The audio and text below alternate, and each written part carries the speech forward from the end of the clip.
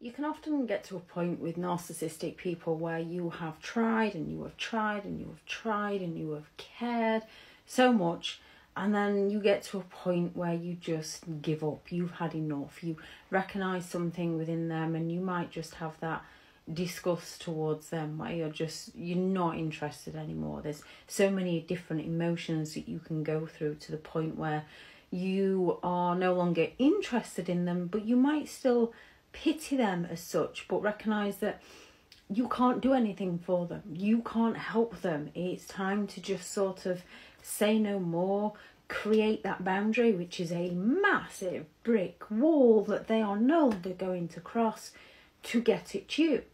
At which point, a narcissistic individual suddenly sort of gets that shock. They kick into action. Now, they can have that new source of supply still, or have a new source of supply lined up, yet they still need that validation from you. They still need that attention from you. So they might start acting very, very nice towards you, yet because you've had enough of their games, you're no longer responding to them in the ways that you used to which a narcissistic individual realises that potentially it might be game over with you, that their mind games are no longer working with you.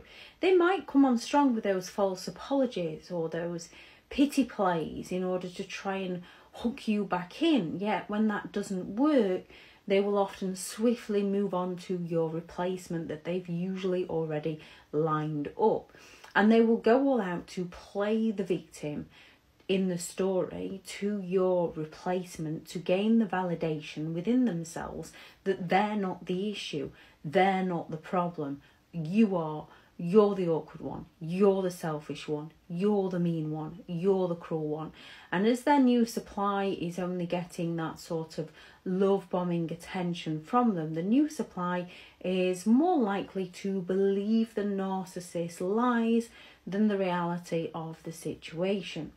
The narcissist could also go all out to either try and provoke jealousy within you because they're looking to feel like they matter to you, like they're important. So if you react to their toxic behaviour where they're trying to get that reaction from you, they don't see their behaviour as the problem or your reaction. They don't see your reaction as a negative reaction, trying to explain to them, justify to them, get them to see your point of view. They just see of, oh, I'm worthy of their time, I'm worthy of their attention, see, I matter. They go all out to blame you for anything that goes wrong. They go all out to smear your name, to spread so many rumours about you, to blame you so that they don't have to take responsibility for the part they played, so they don't have to face the consequences of their actions. Where a victim is usually full of self-doubt and gaslighting themselves and wondering what they could do better, narcissistic people aren't coming from this place. They believe that you're the problem. They might go all out to get their flying monkeys, which is a term named after the movie The Wizard of Oz, where the witch sent her flying monkeys out to do her dirty work for her, which a narcissistic individual might do. They might send out other people to enable their behaviour and abuse you through others.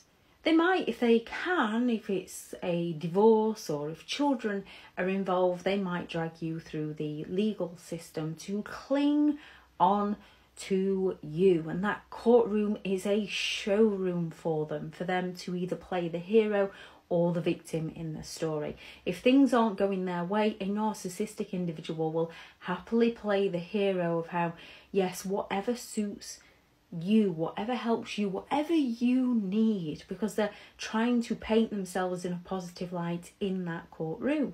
If things genuinely don't go their way, they're less likely to show up to the courtroom because they don't want their true character being revealed. They don't want to be exposed. If they are exposed, they will find a way to blame you. It's the judge that can't see their point of view. It's you that played the victim and the judge was sucked in by your games. Now, they might get you to the point because they're letting the children down, because they're failing to take responsibility, where you have to take them to court, which you will need to do if you have to. However, to a narcissist, they feel smug. They don't like going to a court. They don't want to take you to court as such, and they don't want to drag you. They don't want to be dragged into court. However, they will if it's a means to gain attention from you. And they will claim that they were the only one that was trying to help. They were the one that cared. They just want what's best for you. They will also claim like you're the one that ruined everything. Their projection as such is we are responsible for our own behaviour. However, a narcissistic individual will not take responsibility for theirs. They will just blame you. If they genuinely think it's game over and they can't get any of their supply met by you, they will cut you off. They will avoid you. They will ghost you. They will fall off the face of the planet like they never existed.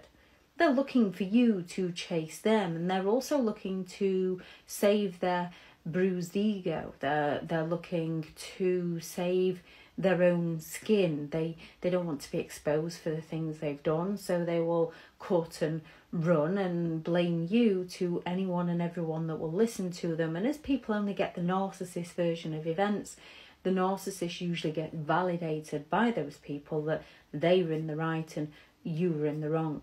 Eventually, most narcissistic people, when they realise it's game over, when they can't get their supply met from you, will up and leave you alone. It does take time to get there.